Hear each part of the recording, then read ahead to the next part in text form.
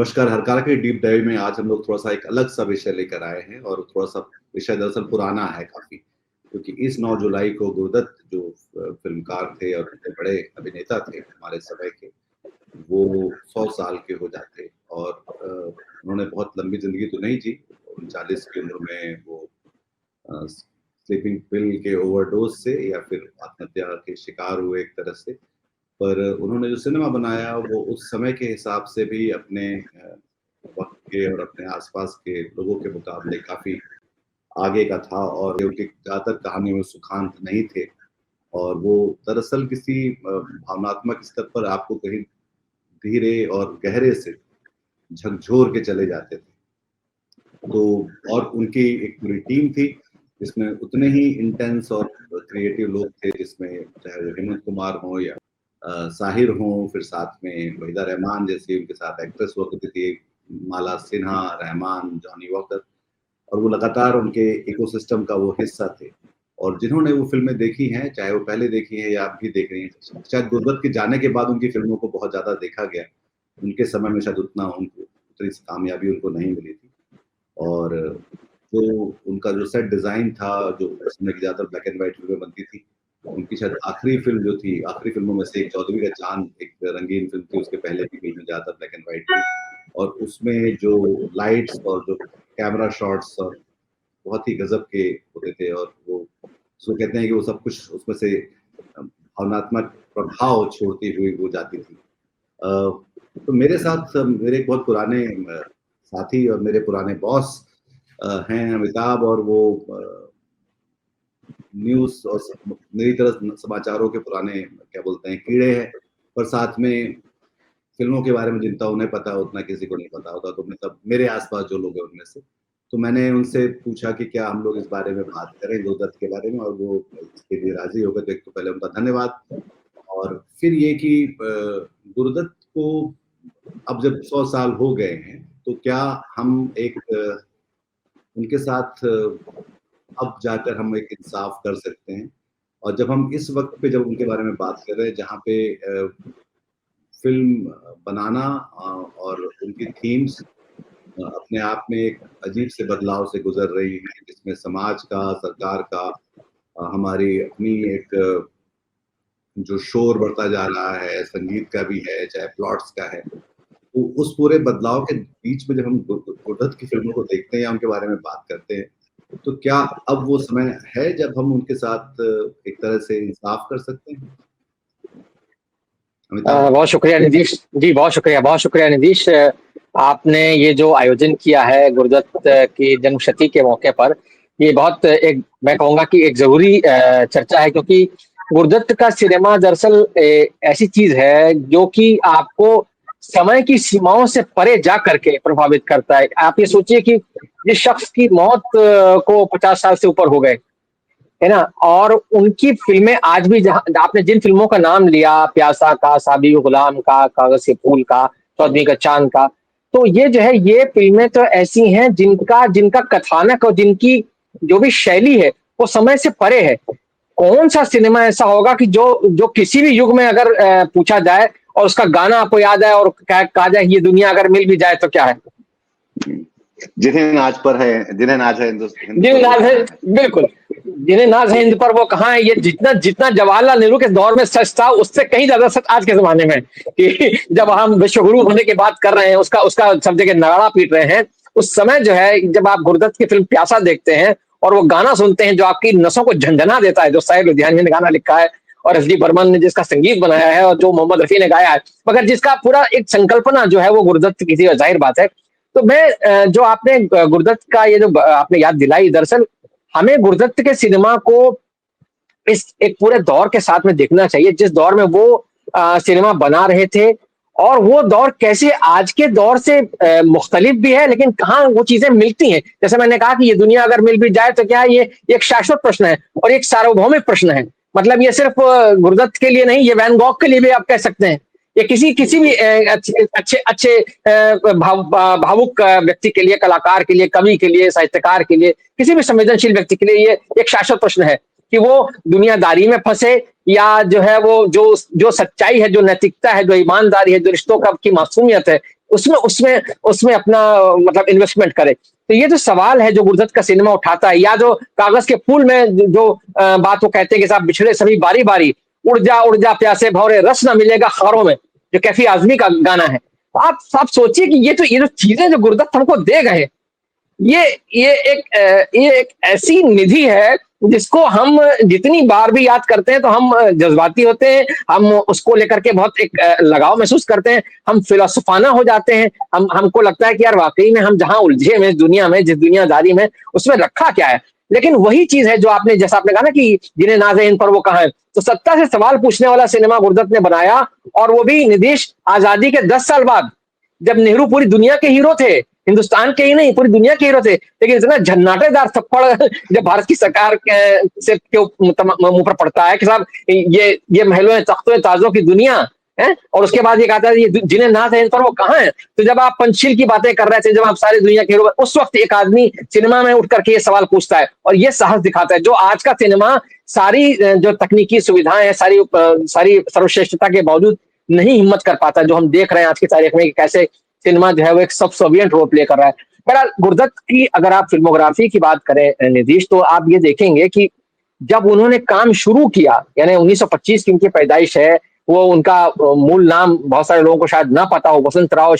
वसंत कुमार शिव शंकर पादुकोण। तो वो बेंगलुरु के में पैदा हुए थे। लोग फिल्मों में एक ही पादुकोणे को जानते हैं जो एग्जैक्टली लोग, आप अगर गूगल बिल्कुल सही आपने पकड़ा कि गूगल पर अगर आप जाएं तो आपको वहां एक सवाल मिलेगा कि क्या गुरदत्त का दीपिका पादुकोण से कोई रिश्ता है। तो ये इस तरह की चीजें आज के जमाने में जो होती हैं तो लोगों को ये नहीं पता है। बहरहाल जब वो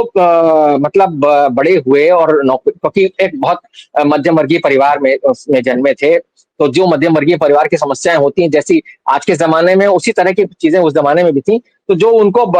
मतलब अपने करियर को लेकर के तमाम सारी चीजें जद्दोजहद झेलनी पड़ी, उन्होंने, आप सोचिए कि एक टेलीफोन ऑपरेटर से अपनी नौकरी की शुरुआत की, अल्मोड़ा में गए, उदय शंकर जो कि रविशंकर के बड़े भाई थे, उनके डांस ट्रूप में जाकर के वहां उन्होंने डांस की, सॉन्ग्स की, म्यूजिक की ट्रेनिंग ली। तो वो जो एक आप देखिए कि किसी आदमी की ट्रेनिंग का क्या असर होता है, कि गुरदत्त का सॉन्ग पिक्चराइजेशन जो है उसका बीज कहां पड़ा था, और वो पिक्चराइजेशन आज तक हमको याद आता है कि वो कोई भी सॉन्ग उठा लीजिए, मतलब आप गुरदत्त की सिर्फ सीरियस फिल्में नहीं, मैं अगर आपको आर पार की याद दिलाऊं, अगर आपको सीआईडी, बाजी, जाल का वो गाना की ये रातें चांदनी फिर कहां, है ना, आप याद कीजिए वहीदा रहमान, सॉरी गीता बाली और देवानंद का रोमांस, और या सीआईडी के गाने जिसके कि प्रोड्यूसर थे गुरदत्त, और जो उनके ही एक कहना चाहिए शागिर्द राज खोसला ने डायरेक्ट की थी। ये इत्तेफाक से राज खोसला का भी जन्म शताब्दी वर्ष है, और आज इत्तेफाक से जब हम और आप बात कर रहे हैं, आज 7 जुलाई है, आज दिलीप कुमार की पुण्यतिथि है। तो आप सोचिए कि कितने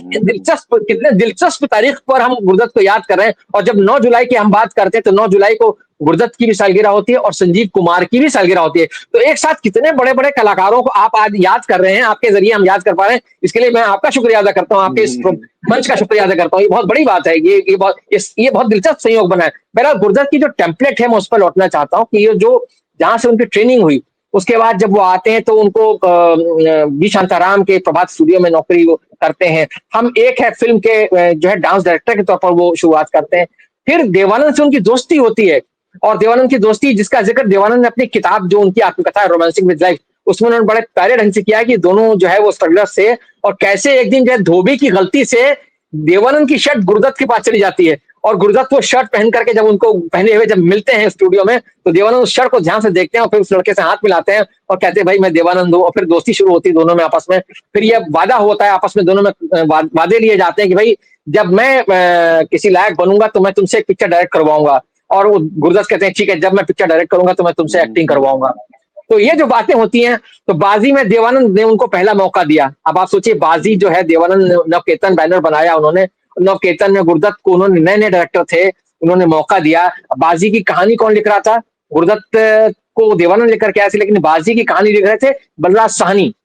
आप कल्पना कीजिए क्या टीम बन रही थी और क्या वो दौर था कि बलराज साहनी एक फ्रेम में, आप कल्पना कीजिए एक फ्रेम में कि बलराज साहनी है, गुरदत्त हैं, देवानंद है, चेतन आनंद है, इतने सारे लोग हैं। तो वहां पर जो एक क्रिएटिव मतलब ऊर्जा निकलती होगी क्या जबरदस्त होगी। और वो फिल्म बनी, फिल्म सफल हुई। उसके बाद फिर गुरदत्त का एक नया सिलसिला शुरू हुआ। आप देखें कि उनकी जो एक एक्टिंग का एक सिलसिला है जिसमें आर पार है, जिसमें मिस्टर एंड मिसेस 55 है, और तमाम उनकी जो फिल्में हैं वो आता है। लेकिन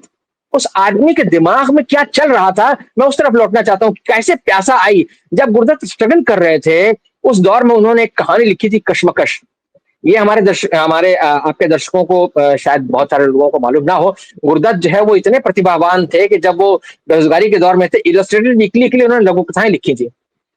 तो वो जो है लघु कथाएं, उस दौरान कश्मकश नाम की एक कहानी लिखी उन्होंने, वो बाद में प्यासा में तब्दील हुई। वो एक नौजवान की कहानी थी, जो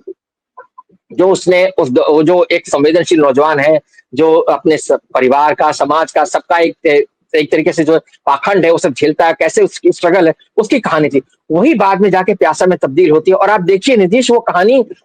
भले ही प्यासा मतलब 1957 बनी थी, हम उसका एक पक्ष तो बता चुके हैं कि कैसे उसका एक बहुत राजनीतिक पक्ष है कि वो सवाल पूछती है सत्ता से, और उसमें एक भावुक कहानी है। लेकिन कैसे आप ये सोचिए कि वो एक कवि और एक प्रकाशक की दुनिया की कहानी भी है। कैसे जो पब्लिशिंग हिंदी का जो प्रकाशन वर्ग है, जो जो मतलब पूरी दुनिया है, जैसे कि आज हम देख रहे हैं, आप खुद भी लेखक कवि हैं, संपादक हैं, आप सारी बातें आपने कविताएं भी लिखी हैं, आपकी किताब भी आ चुकी है। तो जो एक प्रकाशन की दुनिया है और एक जो कवि एक संवेदनशील व्यक्ति की दुनिया है, दोनों में किस तरह का टकराव है और किस तरह से बाजार हावी है, ये 57 में दिखा दिया उन्होंने। आज हम 2025 में बैठे हैं और कैसे वो रहमान जो कि प्रकाशक का रोल अदा करते हैं वो आता है। बहरहाल फिर लौटता हूँ प्यासा पर। गुरुदत्त की जिंदगी की एक बड़ी जो कहना चाहिए उनकी एक टेम्पलेट उन्होंने बनाई थी, उस टेम्पलेट में सबसे जो फिक्स्ड इमेज थी वो थी देवदास की। देवदास जो है वो जो शरद चंद्र का उपन्यास है, उस पर जो है वो काम करना चाहते थे। और अगर आप प्यासा को देखेंगे तो आपको उसमें कहीं ना कहीं वो देवदासाना जो एक निहिलिज्म है, वो निहिलिज्म उसमें नजर आता है आपको। उनकी शख्सियत में भी था, देवदास की गुरुदत्त की शख्सियत में भी था कि वो एक मतलब आत्महंता, और अंततः जो उनकी मृत्यु हुई उसके बारे में भी ये कहा जाता है कि उनके बारे में उनके अंदर इस तरह की एक थी आदत कि नहीं नहीं अब क्या है, मुझे क्या करना है, मेरे पास सब कुछ है लेकिन कुछ भी नहीं है। तो ये चीजें थी। तो वो जो प्यासा जहां शुरू होती है, जो उसका बीज पड़ा जैसे मैंने आपको बताया, और फिर कैसे वो कहानी मतलब अगर आप प्यासा को देखें तो उसमें आपको देवदास नजर आएगा, गुरुदत्त देवदास नजर आएगा, चंद्रमुखी है वहीदा रहमान जो कि गुलाब जो कि वेश्या है, पारो है माला सिन्हा, है ना। तो वो जो है वो आपको 3 कैरेक्टर नजर आएंगे। और ये भी इत्तेफाक है नीतीश की, जब प्यासा बना रहे थे गुरुदत्त, उनके दिमाग में जो एक्टर था दिलीप कुमार से, ये कहानी सबको पता है कि दिलीप कुमार के पास वो गए थे प्यासा का ऑफर लेकर के, लेकिन दिलीप कुमार चूंकि देवदास कर चुके थे और विमल मंत्र की देवदास पहले आ गई थी, इसलिए उनको लगा कि ये एकदम बिल्कुल रिपीटिशन जैसा हो जाएगा। तो वो थोड़ा सा इंक्लाइन नहीं थे, उन्होंने उनको मतलब कोई साफ जवाब भी नहीं दिया और सेट पर भी नहीं आए। तो फिर गुरुदत्त ने खुद ही अपने आप को उसके लिए तैयार किया। फिर बाकी की कहानी तो इतिहास है, वो हम जानते हैं। अच्छा ही हुआ कि ये रोल गुरुदत्त ने किया, बिल्कुल उसके जरिए एक कितना इंटेंस एक्टर को भी लोगों ने उस तरह से देख पाए, क्योंकि वो से अपने स्टाइल, अपने सब्सटेंस और अपने कथानक को लेकर जितना ट्रू, जितना जो ऑथेंटिक गुरुदत्त खुद थे, तो शायद मतलब दिलीप जी कर तो लेते पर शायद वैसे नहीं होते। क्योंकि ये भी आपने बहुत अच्छी बात है कि गुरुदत्त के चारों तरफ जो लोग उस समय जो बड़े स्टार्स थे एक्टिंग में भी और फिल्म मेकिंग में भी, तो वो लोग भी दिलीप कुमार, राज कपूर, देवानंद खुद, इतने सारे बड़े स्टार्स थे, पर उसके बीच में भी वो एक ऑड व्यक्ति की तरह सामने आते हैं कि वो उन सब में कहीं फिट नहीं होते। वो कोई स्टारडम के भी व्यक्ति नहीं, वो सिर्फ एक फिल्म बना रहा है। और वो फिल्म जितनी आपको ये झकझोरते हैं गाने, जो कि ये दुनिया अगर मिल भी जाए तो क्या है, या फिर जो जाने वो कैसे लोग थे जिनके जितनी वो उदास करती है, ये जो इनकी जो लाइन है, पर वैसे ही वो जो लाइन है कि हम आपकी आंखों में ये जो हम आपको माला सिन्हा और गुरुदत्त का, बिल्कुल वो जो उसमें उसकी जो प्लेफुलनेस है वो भी कितनी अपने आप में गजब की है। तो वो जो पूरा सिर्फ ये नहीं कि वो हर फिल्म जो थी वो बहुत ही एक तरह से मुर्दानगी से भरी हुई आपको जो है डुबाए चली जा रही थी, पर उसमें जॉनी वॉकर भी थे और उसमें बाला सिन्हा भी था, उसमें इस तरह के गाने भी थे जो कि जीवंतता से आपको भर देते हैं आज भी, अब जब आप सुने तो उनको। बिल्कुल आपने बिल्कुल बहुत अच्छी बात आपने कही। यही इसीलिए मैं कह रहा था कि गुरुदत्त का जो स्टाइल है उसको आपको 3 फेजेस में देखना चाहिए। जो टेम्पलेट उन्होंने बनाई, आपने बहुत अच्छी बात कही कि उस दौर में इतने बड़े बड़े एक्टर्स थे और उनके बीच में गुरुदत्त ने खुद को एक एक्टर के तौर पर भी स्टेब्लिश किया और डायरेक्टर के तौर पर तो खैर वो एक मतलब हिंदुस्तान के ही नहीं दुनिया के महानतम उसमें गिरे जाते हैं। उनकी फिल्म प्यासा जो है उसको हम जानते हैं कि दुनिया की सार्वकालिक 100 महानतम फिल्मों में शामिल किया जा चुका है। और आप देखिए इत्तेफाक कैसा है कि न्यूयॉर्क टाइम्स ने अभी एक लिस्ट जारी की है कुछ दिन पहले 21वीं सदी की 25 सबसे अच्छी 100 सबसे अच्छी फिल्मों की, तो 25 सालों की, तो उसमें हिंदुस्तान की कोई फिल्म नहीं है। तो मैं अभी कुछ दिन पहले किसी से बात कर, मैंने कहा देखिए इसका मतलब ये कि हमने जो है क्लासिक का पैमाना तो छोड़ ही दिया है, लेकिन हम सबसे एंटरटेनिंग सिनेमा भी नहीं बना पा रहे हैं, क्योंकि हम जो है कहीं ना कहीं दुनिया के उस दौर, जबकि हालांकि हम सबसे बढ़िया, हम ये दावा करते हैं कि हम सबसे ज्यादा फिल्में बनाते हैं, हमारा जो बॉलीवुड है, लेकिन कहीं ना कहीं उस रेस में हम नहीं, मैं उस श्रेणी पर नहीं जा रहा हूँ। लेकिन वापस लौटते हैं अपनी बात पर, जो आपने एक बात कही कि जो प्लेफुलनेस वाली बात आपने पकड़ी थी, आप उनकी सारी फिल्में, आप बाजी के गाने देख लीजिए, आप सीआईडी के गाने याद कीजिए, सीआईडी का वो जो गाना है जो लेके पहला पहला प्यार भर के आंखों में कुमार, अब वो गुरदत्त ने प्रोड्यूस की है ना, प्रोड्यूसर गुरदत्त है, उसके डायरेक्टर राज खोसला है, लेकिन आप उसमें स्टैंपिंग देख सकते हैं, सॉन्ग पिक्चराइजेशन जो है जिस तरीके से चल रहा है, देवानंद है, शकीला है ना, और वो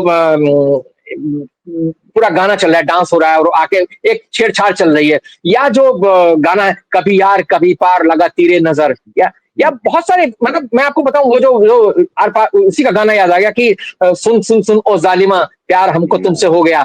ये गाना है जब डुएट है, जब डुएट है तो उसकी जो प्लेफुलनेस है मोहम्मद रफी और गीता दत्त की वो एक अलग है, लेकिन जब ये सैड सॉन्ग में तब्दील होता है, जब गीता दत्त की आवाज में कि जा जा जा रे बेवफा, है ना, कैसा प्यार कैसी प्रीत है, तो वो एकदम बिल्कुल अलग है। तो वो जो चीज है ना, वो आपको बिल्कुल एक दूसरी अलग दुनिया में ले जाती है। आप जाल का वो गाना याद कीजिए जिसका मैंने शुरू में जिक्र किया था कि ये रात ये चांदनी फिर कहाँ, सुन जा दिल की दास्तां, जब डुएट है, जब वो हैप्पी उसमें है, तो वो जो देवानंद और गीता बाली की एक जो एनर्जी है, उसमें जो एक सेंसुअलिटी है, उसमें जो एक खूबसूरती है ना, वो बहुत बहुत ही मतलब इतनी मादक है, इतना इतना वो आज भी आपको वो आपको जकड़ लेता है, चाहे वो किसी भी उम्र का लड़का हो या लड़की हो। लेकिन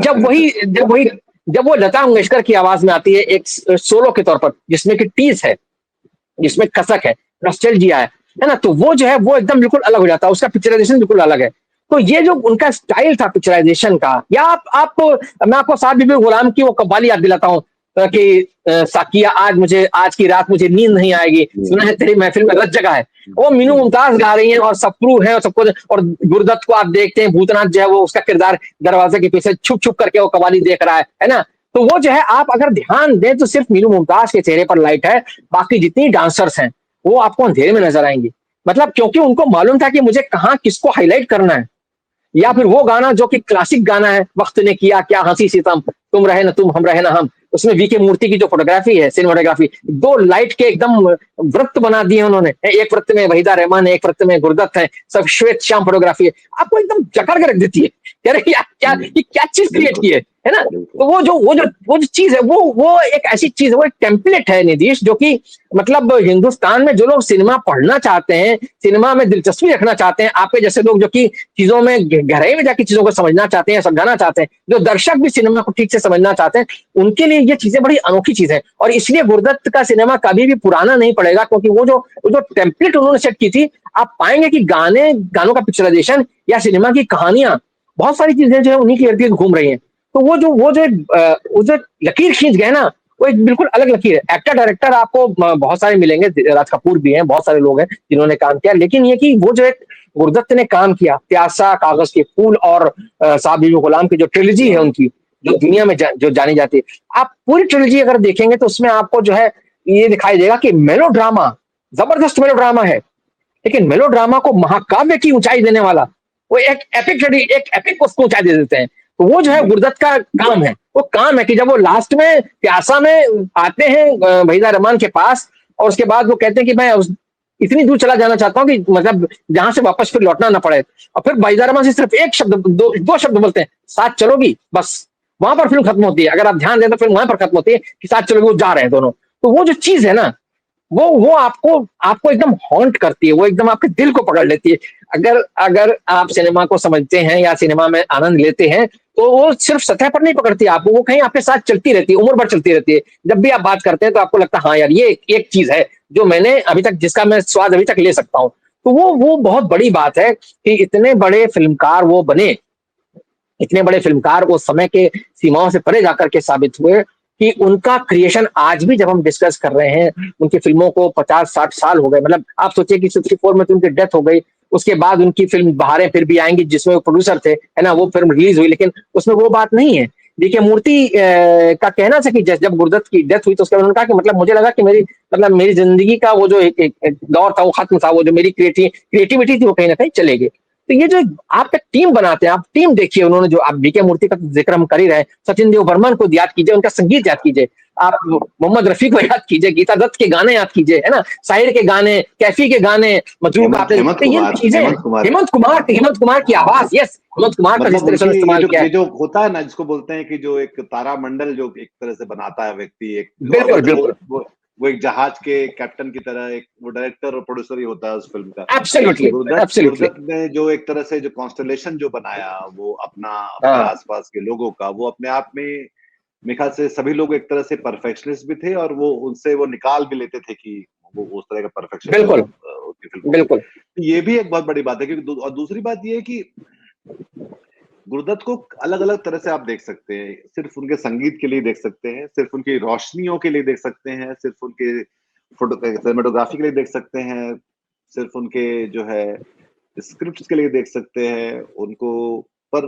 जो आप एक फिल्म देख रहे होते हैं तो आप कभी भी इन चीजों को अलग अलग करके नहीं देख रहे होते, आप दरअसल उसके वो जैसे कि आप उसका एक तरह से उपभोग कर रहे हैं तो वो फिल्म भी आपका उपभोग कर रही होती है, कंज्यूम करती है। बिल्कुल बिल्कुल, वो भी बहुत सही कहा आपने करती है। तो जब वो कंज्यूम कर रही होती है तो हमारा ख्याल नहीं रहता कि अच्छा इस फिल्म का, जैसे मुझे याद है कि एक बार जब मैंने वो शिंडलर्स लिस्ट देखी तो फिर मैंने बहुत बाद में उसका संगीत सुना, तब मुझे लगा कि फिल्म देखते वक्त आपको उसका जो महत्व है समझ में नहीं आ रहा होता। तो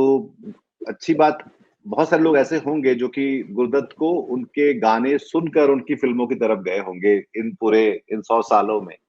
क्योंकि हर किसी के पास शायद उतनी वो फिल्में उस हिसाब से बॉक्स ऑफिस वाले वो नहीं थी, वो उस तरह से उन्हें कुछ अवार्ड वगैरह तो बाद में मिले, पर वो गाने जो थे, तो मेरा वही कहना है कि वो अलग अलग एक तरह से जो सिरे होते हैं एक सिनेमा के, कि कई बार स्क्रिप्ट होती है, बहुत बड़ी बात आपने कह दी है, और ये जो आप बहुत बहुत अच्छी बात आपने कही है, और ये चीज जो होती है, ये जो आपने सिरे वाली बात कही और चीजों को जोड़ के रखने वाली बात कही, ये एक बहुत स्ट्रांग कन्विक्शन से आती है, और ये कन्विक्शन जो है ये इंसान को बनाता है, वो जो भी बनता है अपनी जिंदगी में, वो कोई भी हो, आर्टिस्ट हो, पत्रकार हो, लेखक हो, कवि हो, या कोई भी इंसान हो, लेकिन जो उसका कन्विक्शन है, और कन्विक्शन पर मैं आपको छोटा सा एक किस्सा सुनाता हूँ गुरुदत्त का, साहब बीवी और गुलाम से जुड़ा किस्सा है। ये बात है जब साहब बीवी और गुलाम बन गई और थिएटर में लग गई, तो उसके बाद एक दिन गुरुदत्त भाईदार है, ये गुरुदत्त और अबरार अलवी जो कि साहब बीवी गुलाम के डायरेक्टर थे, गुरुदत्त के दोस्त थे, और बिमल मित्र जिनके उपन्यास पर एक फिल्म बनी थी, ये तीनों लोग जो है के आसिफ की महफिल में गए। के आसिफ उन दिनों मुगले आजम रिलीज हुई थी, और मुगले आजम की कामयाबी से जो है मतलब पूरा उसका डंका बज रहा था, और के आसिफ की शोहरत और उनकी मतलब वाहवाह हो रही थी सब जगह। जब गए तो ऐसी बात चली साहब बीवी गुलाम की, और के आसिफ ने उनसे कहा कि भाई फिल्म तो अच्छी है लेकिन ये कि चलेगी नहीं, पैसा नहीं कमाएगी। तो गुरुदत्त थोड़ा नर्वस हो गए, क्योंकि कागज के फूल की नाकामी ने उनको बुरी तरह तोड़ दिया था। कागज के फूल उनका सबसे दिल के करीब प्रोजेक्ट था, लेकिन उसने उनको तोड़ा था, क्योंकि ऐसे मेरा जोकर फ्लॉप हो गई, उसी तरह से कागज के फूल उससे पहले फ्लॉप। तो वो जो है वो थोड़ा घबरा गए, सबके जो मैग्नम ओपस तो दिल के करीब जो चीज थी, हाँ, तो नहीं, तो वो जो है वो उनको आसिफ ने 2-3 बार ये बात समझाई कि भाई तुम उसका एंड बदल दो, छोटी बहू को जो है थोड़ा उनकी जिंदगी जो है खुशहाल दिखा दो, उसकी शराब बंद करवा दो, या बीबी को आपस में मिलवा दो, कुछ ऐसा कर दो कि भाई इस फिल्म जो है सुखांत हो जाए। तो गुरुदत्त यहाँ तक परेशान हो गए 2-3 मुलाकातों में, कि उन्होंने फिर अबरार अलवी जो कि डायरेक्टर थे, उन्होंने कहा भाई थोड़ा इसका एंड सोचो, स्क्रिप्ट लिखवाई गई, सेट वेट नया बनवाया गया, वहीदा रहमान, मीना कुमारी सबको बुलवा लिया गया, सब कुछ हो गया। मगर फिर बाद में एक आफ्टर थॉट के तौर पर उन्होंने लगातार सोचते रहे, रात भर सोचते रहे, उनका नहीं, आसिफ का अपना होगा लेकिन मेरा अपना कन्विक्शन है, मुझे लगता है कि जो मैं समझ रहा हूँ, जो इस कहानी को जिस तरह से मैं दिखाना चाहता हूँ, है ना, और वो जो है अगर दर्शकों को ठीक लगेगी तो देखेंगे, नहीं लगेगी तो नहीं देखेंगे, कोई बात नहीं, फिल्म हिट हो या फ्लॉप मुझे इससे परवाह नहीं पड़ती। और आप देखिए किस्मत की बात कि वो फिल्म जो है वो सुपर हिट हुई, उसको इनाम मिले, राष्ट्रीय पुरस्कार मिला, मीना कुमारी को फिल्म फेयर पुरस्कार मिला, और मीना कुमारी की अदाकारी के आज तक चर्चे होते हैं उस फिल्म के लिए। और मीना कुमारी की सिर्फ अदाकारी ही नहीं, मैं तो ये मानता हूँ कि जितना खूबसूरत उस फिल्म में मीना कुमारी को दिखाया गया, यानी आप अगर उनका एंट्री शॉट से लेकर के जहां उनके पैर दिखते हैं सबसे पहले, और फिर पैर दिखने के बाद जो फिर उनके होठों पर बाती है, वो मोटी सी बिंदी दिखाई देती है आपको, है ना, और फिर वो जो उनकी रसीली सी आवाज है भूतनाथ को लेकर जब वो बात करती है, तो मीना कुमारी की खूबसूरती को इतना अच्छी तरीके से किसी ने प्रेजेंट नहीं किया गुरुदत्त से पहले। और वो अगर आप याद करें, मतलब मैं थोड़ा सा इसको ले जा रहा हूँ, लंबा हो सकता है किसी को लगे, लेकिन नहीं नहीं, कोई बात ये तो पैरों वाला जो एक सीन जो मैंने बताया कि भाई वो डिस्क्राइब करता है, पाकीज़ा याद कीजिए, जहाँ वो कहता है कि आपके पाँव देखे बहुत हसीन है, जमीन पर मत रखिएगा मैले हो जाएंगे। तो पैरों पैरों वाला जो एक बात है ना मीना कुमारी की, तो वो जो आलता लगे पाँव हैं उसके, और वो चूंकि भूतनाथ एकदम उस महिला से एकदम कहना चाहिए इतना इस कदर प्रभावित है, और वो चूंकि उस कंपनी में नौकर है, मोहिनी सिंदूर बनाने वाली कंपनी जो उसमें काम करता है, और उसने उसको बुला रखा, वो हवेली की मालकिन है, तो उस मालकिन की तरफ वो सीधे सर उठा के नहीं देख सकता, वो ट्रेडिशन नहीं है, फ्यूडल दौर की कहानी है, तो सिर्फ पैरों की तरफ देखता है, तो कैमरा पैर दिखाता है आपको सबसे पहले। ये इतनी बारीक बात है निधीश, लेकिन कितनी खूबसूरत बात है, आप सोचिए। और वो आप ये देखिए कि जब हम साहब बीबी गुलाम की बात कर रहे हैं, तो साहब बीबी गुलाम की मीना कुमारी का जो किरदार है, वो अपने दौर की ही नहीं, आज के दौर के भी नारी के जो मतलब जो हम लोग जिसको फेमिनिस्ट डिस्कोर्स कहते हैं, नारी विमर्श कहते हैं, उसमें आप देखेंगे कि वो एक विद्रोही नारी है। वो अपने पति का प्रेम पाने के लिए अपना जो जो उसकी कन्वेंशनल अपब्रिंगिंग है, जो सोच है, उसको तोड़ती है, शराब पीती है, और वो कहती भी है पति से कि किसी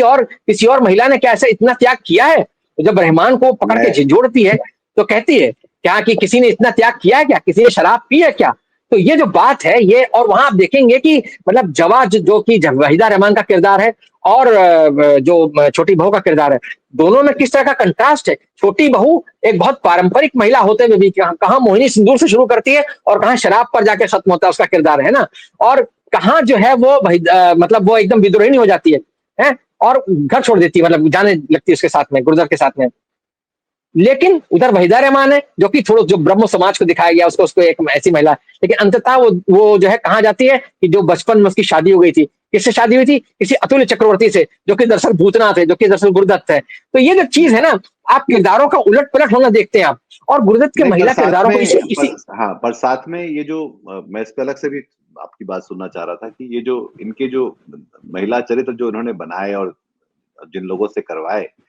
और वो कितनी आज की तुलना में कितनी ये स्ट्रॉन्ग थीम्स हैं, और कितनी मतलब अब हम जब जिस तरह का भारत देख रहे हैं, उसमें ये कितनी स्वीकार होने में भी शायद उनको दिक्कतें हों, जो उस समय जो फिल्में बनी जिस तरह से, और काफी सारी लिबर्टीज ली गई। तो ये तो ठीक था कि वो नेहरू के समय जो है सरकार के खिलाफ अपनी बातें कह रहे थे, पर शायद ये भी था कि उस समय आप शायद वो बातें कह भी सकते थे, आज वो शायद बातें कहना बिल्कुल सही बात, पर पलट के फिर आते हैं कि गुरुदत्त की जो फीमेल लीड्स जो हैं या फीमेल एक्टर्स हैं, जिस तरह से उनको वो कैसे देखते हैं, इसी को आप देखिए कि बिल्कुल नहीं बहुत अच्छा, आपने बहुत अच्छा सवाल किया, ये मेरे मन की बात मैं कहना भी जा रहा था इसमें। हमने साहब बीबी गुलाम की मीना कुमारी और वहीदा रहमान का जिक्र किया, मैं आपको आर पार ले चलता हूँ। आर पार में श्यामा को देखिए सर, वो गाड़ी चला रही है, उस 50s की औरत है, वो ड्राइव कर रही है, कार चला रही है ना। मिस्टर मिसेस 55 की मधुबाला को देखिए, एकदम आधुनिक महिला है। तो वो जो किरदार उन्होंने पकड़े हैं, वो उसमें वो ऐसा नहीं आपको कि आपको कोई गुजरे जमाने की पारंपरिक महिला दिखा रहे हो, वो एक आजाद ख्याल औरत का तस्वुर कर रहे थे। और वो शकीला को देखिए, जैसा मैंने सीआईडी का जिक्र किया, या वहीदा रहमान को उन्होंने वैम्प बनाया था सीआईडी में। अब देखिए क्या क्या क्या उन्होंने वो कहां से उठा कर लाते हैं, और कहां किस तरीके से महिलाओं के किरदार को मतलब क्रिएट करते हैं, और कैसे उनका ग्राफ ले जाते हैं। तो वो अपने आप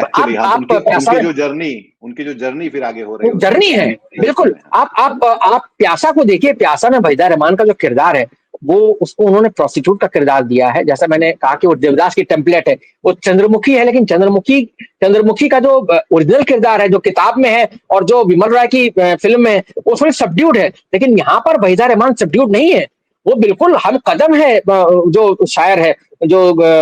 विजय, जो उसका किरदार है, विजय के हम कदम है, वो उसकी लड़ाई में साक्षी है, साथी है, और वो उसकी कविताओं की किताब खरीदती है, और उसके लिए उसको खाना, जब वो भूखा है तो खाने के लिए पैसा अदा करती है, उसके लिए लड़ती है। और आप सोचिए कि आप वो गाना याद कीजिए, फिर मैं उस सॉन्ग पिक्चराइजेशन पर लौट जाऊंगा, लेकिन वो बहुत इंपॉर्टेंट है। वो गाना याद कीजिए, आज सजन मोहे अंग लगा ले, जन्म सफल हो जाए।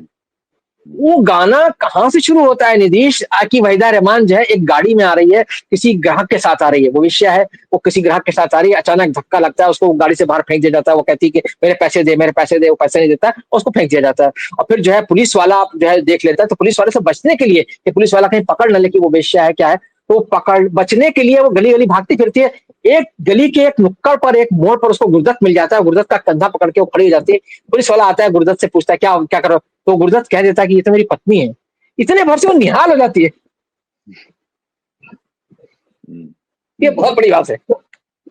और उसके बाद वो गाना शुरू होता है, वो बाउल सिंगर आती है कि आज सजन भयंग लगा ले। वहां पर आप देखिए फीमेल डिजायर का, इरोटिसिज्म का और सेंसुअलिटी का जो एक मेल है, लेकिन वहीदा रहमान का आप पूरा गाना याद करेंगे ना तो आपको मेरी बात और अच्छे अच्छे से मजा उसमें मजा आएगा, क्योंकि वो जा रही है, वो उसके पास आना भी चाहती है, लेकिन हिचक भी है, एक झिझक है, हिचक है, लेकिन एक ख्वाहिश भी है, मन में अरमान भी है, एक डिजायर है, फीमेल डिजायर है। उस डिजायर तो वो जो कश्मकश दिखाई है ना गुरदत्त ने, वो कमाल है। प्रेम सुधा इतनी बरसा दो जग जल थल हो जाए, आज सजन है रंग लगा लो जन्म सफल हो जाए। तो महिला किरदार के तौर पर कमाल है। माला सिन्हा का किरदार आप उसी फिल्म में ले लीजिए कि उन्होंने दिखाया कि एक बहुत आधुनिक महिला है जो कि दरअसल प्रेम तो करती है, लेकिन दरअसल उसको अपने जीवन में जो सुख चाहिए, जो सुविधाएं चाहिए, उन सुविधाओं की बलिवेदी पर वो अपने प्रेम को कुर्बान कर देती है और रहमान से शादी करती है। वो खुश नहीं है उस शादी में, कवि को छोड़ के प्रकाशा को पकड़ लेती है। करेक्ट, वो खुश नहीं है उस शादी में, उस खुश अपने पति से प्रसन्न भी नहीं है वो, लेकिन उसको एक जीवन की एक शैली चाहिए थी, उसको आराम तलबी चाहिए थी, उसको सुख चाहिए थे, वैभव चाहिए था। तो वो जो कवि की जो फटेहाली है, जो गरीबी है, या जो उसकी कहना चाहिए एक फाका मस्ती है, उसको छोड़ करके वो उधर चली जाती है ना। तो ये चीज है। आप कागज के फूल देखिए, कागज के फूल में आप वहीदा रहमान का किरदार देखिए, और वो जो किरदार है वो कितना इंडिपेंडेंट किरदार है। वो जो एक्टर है वो गुरदत्त की क्रिएशन जरूर है, फिल्म में भी उसको गुरदत्त की प्रोटेजी दिखाई है एक तरीके से, गुरदत्त उसको लेकर के आते हैं, उसको करते हैं, लेकिन वो इंडिपेंडेंट एक तरीके से उसका जीवन निकलता है और वो एक इंडिपेंडेंट कैरेक्टर की तरह डेवलप होती है। और बाद में आके गुरदत्त एक सीन में कहते हैं, शांति अगर तुम एक्ट्रेस अच्छी हो तो मैं भी डायरेक्टर बुरा नहीं हूँ। ये डायलॉग है फिल्म का, निधीश। और आप ये सोचिए कि ये डायलॉग पर्दे पर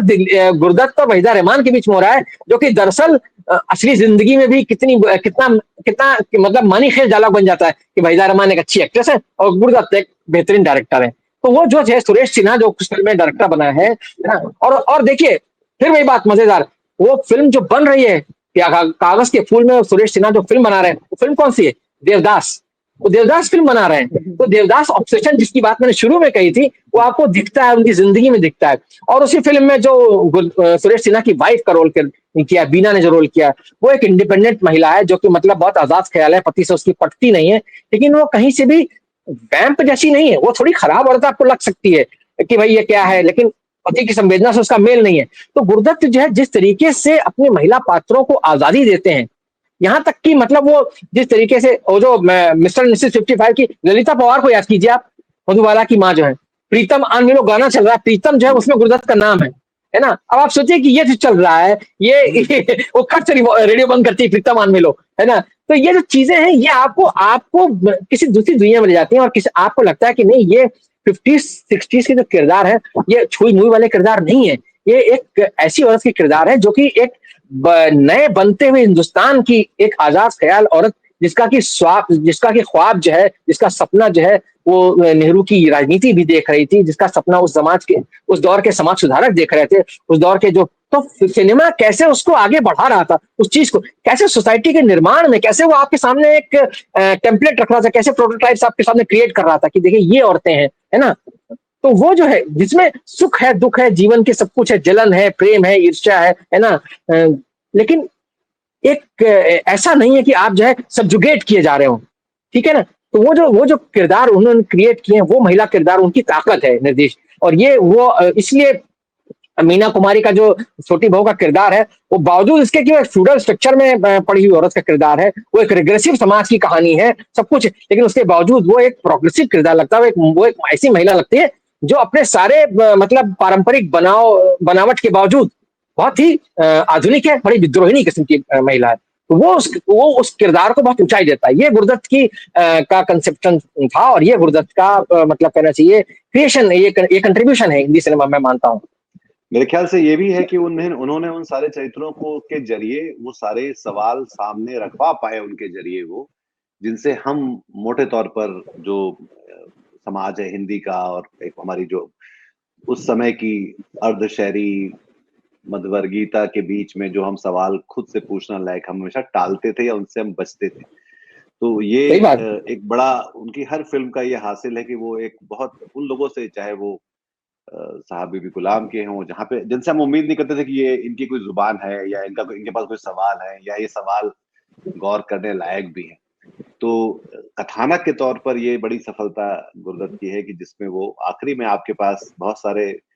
और आपको डिस्टर्ब करने वाले सवाल छोड़ते हैं। वो कोई ऐसा सवाल नहीं कि बिल्कुल। सिर्फ एक वो कोई मोटिवेशनल स्पीच दे के नहीं जा रहे हैं, वो दरअसल आपको झकझोर के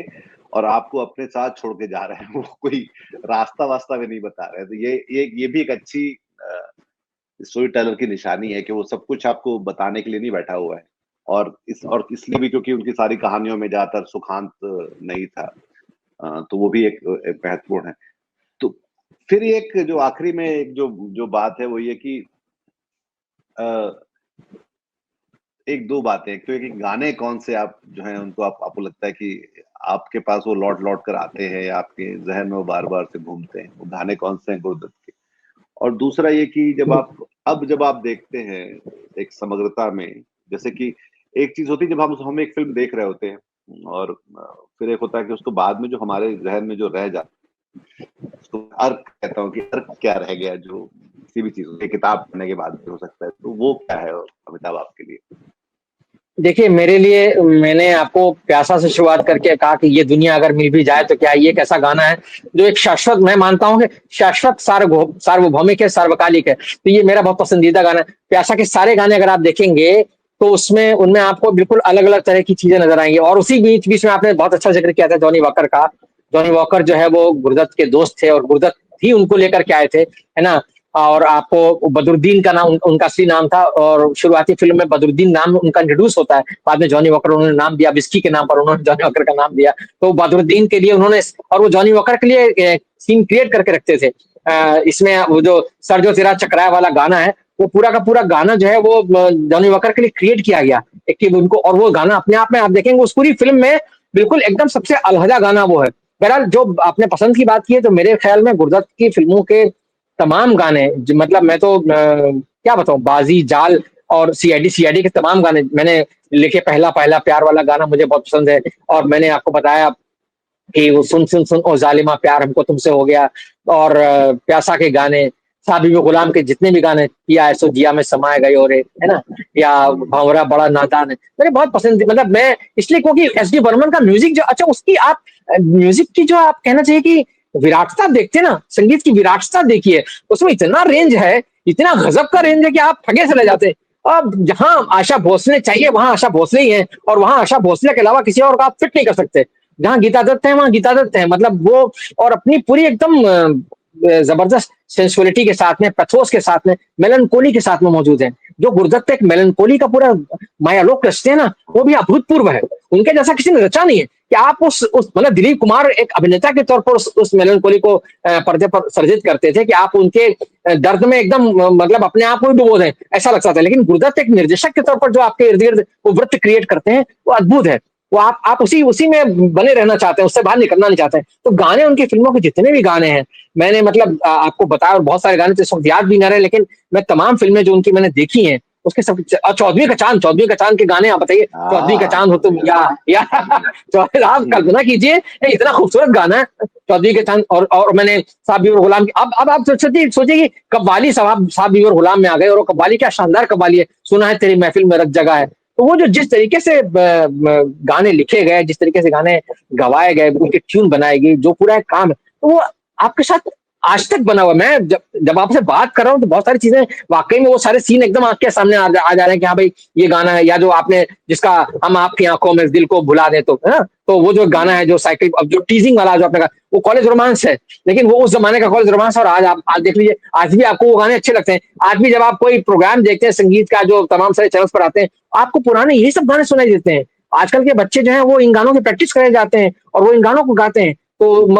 वाहवाही लूटते हैं। तो ये जो है, ये उस दौर के संगीत का कमाल है, गुरदत्त के सिनेमा का कमाल है। मुझे तो उनकी फिल्मों के ज्यादातर गाने बहुत अच्छे लगते हैं। मतलब बहुत सारे गाने हो सकता है इस वक्त एकदम नहीं याद आ रहे हो, लेकिन जो गाने मैंने आपको बताया, उसके अलावा प्यासा, साथ बीबी गुलाम और कागज के फूल के, तो हर गाने मुझे पसंद है।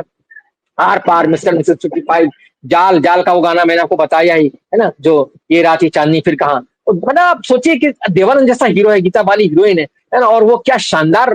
मायालोक रचते हैं रोमांस का, इतना जबरदस्त है वो कि आज ही आप ब्लैक एंड व्हाइट फिल्म में आप उसको जितनी बार देखते हैं, वो गाना देखते हैं, मजा आ जाता है। तो बस वो मजा जो है वो आपके साथ रहता है, आप उसको एकदम अंदर ही अंदर उसकी जुगाली करते रहते हैं, क्या वो चल रहा है चल रहा है। तो वो बहुत सारे गाने हैं।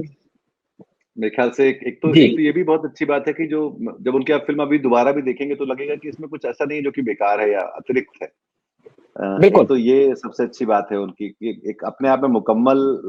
फिल्म की तरह आपके सामने वो आता है। और दूसरा ये कि उसकी जो इंटीग्रिटी है, मतलब इवन जो कि ऐसे गाने भी ऐसे नहीं है कि जो थोपे गए गाने हैं, वो एक स्क्रिप्ट में चलते हुए एक सीन से इंटीग्रेटेड गाने हैं। वो कहीं ऐसे बिल्कुल नहीं है कि जो भी एक अलग से फिर से जो जिसको बोलते हैं कि एक पैचवर्क की तरह नहीं आते उसके सिनेमा में। तो ये तो बहुत ही बढ़िया हमारी बातचीत हुई मेरे ख्याल से। और तो कुछ जोड़ने लायक ऐसा लग रहा है आपको?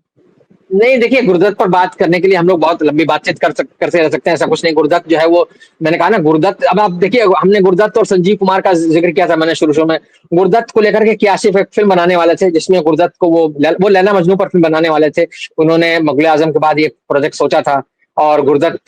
को लेकर के और निम्मी को लेकर के फिल्म बनाने वाले थे। गुरुदत्त का इंतकाल हो गया, उनकी आकस्मिक मृत्यु ने उस प्रोजेक्ट को जो है, फिर वो प्रोजेक्ट आगे बढ़ता रहा। फिर संजीव कुमार की एंट्री हुई इस प्रोजेक्ट में। फिर देखिए इत्तेफाक की बात देखिए, ना कि आसिफ रहे ना संजीव कुमार रहे, वो फिल्म जाके लेट 80s में रिलीज हुई लव एंड गॉड के नाम से। तो संजीव कुमार और निम्मी की फिल्म थी वो। तो वो क्या है कि कैसे कहीं रिश्ता जुड़ता जाता है, कैसे कैसे चीजें आती जाती हैं। तो जैसा मैंने आपसे कहा कि आज बहुत अच्छा आपने संयोग बिठाया बातचीत का। आज 7 जुलाई है, दिलीप कुमार को याद करने का भी दिन है, गुरुदत्त को हम याद कर ही रहे हैं, संजीव कुमार का भी जिक्र आ गया। तो जो भारतीय सिनेमा की विभूतियां हैं, और इनके बहाने हमने वीके मूर्ति से लेकर के सचिन देव बर्मन, रवि, गीता दत्त, आशा भोसले सबको याद कर लिया, तमाम सारे कलाकारों को याद कर लिया। रहमान उनके बड़े अच्छे दोस्त थे, रहमान से उनकी दोस्ती, रहमान और देवानंद जो थे गुरुदत्त के बड़े अच्छे दोस्त थे। और वो दोस्ती आप देखिए कि वो पर्दे के ऊपर या पर्दे के पीछे चलती रही। रहमान को आप उनकी तमाम फिल्मों में पाएंगे, चौदहवीं का चांद में है, प्यासा में है, साहब बीवी गुलाम में है ना। तो ये जो चीजें हैं वो कहीं ना कहीं, ये जो मैं बात कह रहा था कि एक आदमी एक टीम बनाता है और उस टीम को इंटीग्रेट करके रखता है, जोड़ करके रखता है, और उसमें वो एक बिल्कुल एक सीमेंट की तरह रहता है कि भाई ठीक है, हमको सबको देखना है, सबका ख्याल रखना है, और सबके लिए कोई कोई जगह निकालते रहना है। जैसे जॉनी वॉकर का मैंने जिक्र किया कि जॉनी वॉकर के लिए वो उनको एक सीन निकालना था, तो उन्होंने निकाल लिया। और फिर कागज के फूल में भी उन्होंने जॉनी वॉकर को एंट्री दे दी, जबकि कागज के फूल जो है बहुत ही सीरियस फिल्म थी, है ना, एकदम आत्मकथात्मक कह सकते हैं। सिनेमा पर इतनी तीखी कमेंट्री नहीं बनी। सिनेमा की जिंदगियां को लेकर के, और जो शोहरत का एक पूरा एक माया जाल है, जो एक फरेब है, जिसको बताते हैं कि भाई ये पाखंड है ना। तो वो जो है मतलब, और जिस तरीके से कैफी आजमी ने उसको बताया, जो मैंने कहा कि मतलब पिछले सभी बारी बारी, है ना, एक हाथ से देती है दुनिया 100 हाथों से ले लेती है। ये आप सोचिए, ये लाइन है निदिशिया, आप कल्पना कीजिए ना, ये कितनी कितनी अमर लाइन है। ये कैफी ने जो लिखा है, एक हाथ से देती है दुनिया 100 हाथों से ले लेती है। तो आप जितना कमा रहे हैं उससे कहीं ज्यादा आप झुका रहे होते हैं। ये कितनी बड़ी बात है। ये एक तो गुरुदत्त का सिनेमा आपको वो दे गया है, ये बात है कुल मिलाकर के। ये मुझे लगता है ये सबक है किसी। जी, पैसा का एक सीन है जिसमें आखिरी में वो कवि जो है जा रहा है, सब उसके भाइयों ने उसको दुर्दुरा दिया है, प्रकाशक उसको एक्नॉलेज नहीं कर रहा, और उसके बाद उसकी किताब छप रही है, और वो एक रेलवे पटरी पर एक भिखारी को अपना कोट देके जाता है, और वो भिखारी पटरियों के बदलने से उसकी मौत हो जाती है, और लोग समझते हैं कि वो शायर मर गया। और जो कि एक तरह से एक मेटाफोरिकल भी है, एक संयोग भी बनाया गया था क्योंकि फिल्म के लिए। पर वो जो दृश्य है, जिस तरह से उसको फिल्माया गया है, और वो जो आखिरी का जो पूरा एक वो इंटेंसिटी में जिस तरह से आपको लेकर जाता है, जिसमें कवि अपने उस बहुत अच्छा, आपने बहुत अच्छा जिक्र किया, बहुत अच्छा जिक्र किया। और बिल्कुल, वहां पे और उसका ही घोस्ट करार दिया जाता है, उसको वहां से भगाया जाता है कि ये कौन। और वो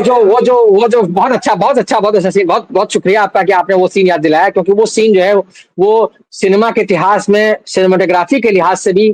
आप गुरुदत्त का वो फ्रेम याद कीजिए, ईसा मसीह सलीब पर लटके हुए ईसा मसीह की तरह खड़े हैं, बिल्कुल सलीब पर लटके हुए ईसा मसीह की तरह खड़े हैं वो, बिल्कुल, है ना। तो वो अपने आप में वो एक सीन है इतना जबरदस्त है। और आपको एक और याद दिलाऊं, आपने बहुत अच्छा जिक्र किया उस किताब का, और वो जो भिखारी मरता है, जब गुरुदत्त इलाज करवा रहे हैं अपना अस्पताल में, तो उस अस्पताल में जो नर्स जो है वो किताब पढ़ती है, जिसको सुन करके उनको अपनी याददाश्त वापस आती है। किताब याद कीजिए, आप कौन सी, उस किताब का नाम है परछाइयां। परछाइयां किसकी थी? साहिर लुधियानवी की किताब थी। तो साहिर लुधियानवी इस फिल्म के गीतकार हैं। तो ये मैं आपको बता रहा हूँ, ये कैसे कैसे कड़ियां जुड़ती हैं, और कितना इंटेलिजेंट, मतलब एक किस्म से मतलब कहना चाहिए कि कितना कसा हुआ चीज है, जोड़ा गया है। और अगर आप वाकई में इन चीजों में, जो भी आज दर्शक या पत्रकार या जो भी कोई हम जैसे लोग इनमें दिलचस्पी रखते हैं, वो पकड़ेंगे कि हाँ भाई, ये एक के बाद एक कड़ी कैसे जुड़ रही है। कि क्या बात है कि साहिर लुधियानवी की किताब पढ़ रहा है वो, और साहिर लुधियानवी जो है वो इस फिल्म के गीतकार हैं। तो वो जो बात है ना, वो आप सोचिए कि ये कमाल की बात है। ये इस तरह से टीम बनाना, टीम को जोड़ के रखना, और इस तरह का काम लेना कि वो तारीखी काम बन जाए। आज भी जब हम बात करें, जैसा मैंने कहा कि वो जो कहते हैं कि कहाँ से लेती है दुनिया 100 हाथों से, कहाँ से देती है 100 हाथों से ले लेती है। तो ये जो दुनियादारी है, ये इसीलिए वो कहते हैं कि भाई ये दुनिया अगर मिल भी जाए तो क्या है। तो आप जब जोड़ के देखते हैं तो आपको लगता है यार ठीक है भाई, हम कहाँ फंसे हुए हैं, होता है कि भाई कहाँ फंस गए यार। ये गाना तो खैर बहुत अच्छा है, और गुरदत्त की अगर हम ये माने कि वो 39 बहुत अपने जीनियस होने के कारण बाद भी बहुत जल्दी चले गए, तो इसके गुरदत्त के सिलसिले में हम लोग ये भी बात करना चाह रहे थे हरकारा डीप डाइव में कि क्योंकि वो एक तनाव में, स्ट्रेस में, और जिस तरह के उन्होंने कदम उठाए, चाहे वो ओवरडोज थी, आत्महत्या थी, वो एक परेशान, एक तड़पते हुए व्यक्ति की एक पुकार थी जो बाकी लोग शायद नहीं सुन पाते। तो हम शायद अपने दर्शक से भी कहना चाहते हैं कि अगर आप पुकार आपके भीतर से आ रही हो या आपके आसपास कहीं बाहर से आ रही हो, उसको सुनिए और उसमें मदद दीजिए, मदद मांगिए, और संवाद करें, पहुंचाने की संवाद करें। उसकी बकायदा हेल्पलाइन है उसके लिए बहुत सारी दूसरी तरीके हैं। ये एक बहुत पेचीदा सवाल होता है जब आदमी सोचता है कि मतलब यहाँ पे तो ठीक है कि ये दुनिया अगर मिल भी जाए तो क्या है, पर फिर भी दुनिया तो दुनिया है, और जिंदगी जो कि जीने के लिए है। गुरदत्त, ये सवाल बहुत अजीब सा है, पर अगर वो और रहते तो शायद वो और भी बहुत कुछ करते जो कि उनके जीनियस से दुनिया को और भी ज्यादा फायदा होता। तो यहाँ पर हम अपनी बात खत्म करेंगे, और साथ में हम अपने दर्शकों के लिए ये हेल्पलाइन नंबर है, इसके नोट्स में भी हैं और यहाँ भी हैं। अगर आपको लगता है किसी की जरूरत है तो बिल्कुल बिना संकोच, बिना झिझक वो सहायता लीजिए और वो सहायता आगे तक बढ़ाइए। बहुत शुक्रिया आपका। और गुरदत्त के बहाने जो है हम लोगों की बहुत ही बढ़िया मुलाकात रही, और मेरे ख्याल से अमिताभ और हम दोनों का जो है खून थोड़ा सा बढ़ गया गुरदत्त के बारे में बात करके। यकीनन नहीं, मैं आपका शुक्रगुजार हूँ कि आपने गुरदत्त पर बातचील के लिए मुझे मौका दिया। और शुक्रिया तो हम दोनों का, और शुक्रिया गुरदत्त का कि जिसने 100 साल के होने पर हमको मिलवाया। बिल्कुल बहुत शुक्रिया, बहुत शुक्रिया, धन्यवाद, नमस्कार।